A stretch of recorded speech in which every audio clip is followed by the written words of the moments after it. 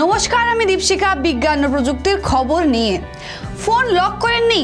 মহাবিপদ Android ফোনে সিম card lock করার উপায় জানুন।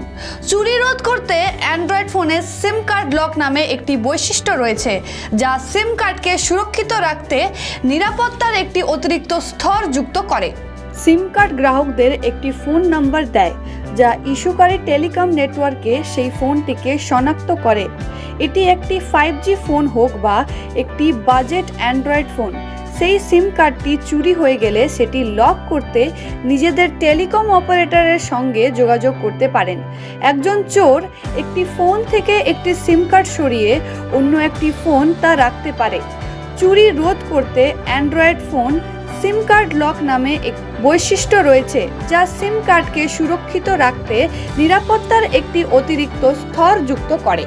একটি সিম কার্ড লক হলো নিরাপত্তার একটি স্তর, যা সিমটি আনলক না করা পর্যন্ত টেলিকম পরিষেবাগুলিকে ব্যবহার করা থেকে বাধা দেয়।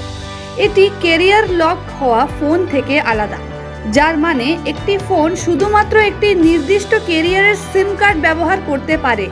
লকটি হলো একটি পিন, যা প্রতিবার ফোন চালু করার সময় অবশ্যই প্রবেশ করাতে হবে, এমনকি যদি সিমটি অন্য ফোনে সরানো হয়। এটি কাউকে সিম আনলক পিন না জেনে কারো ফোন বা অন্য ফোনে সেই সিম ব্যবহার করতে বাধা দেয়। সিম কার্ড লক সক্রিয় করার কারণ হলো সিম ফিশিং।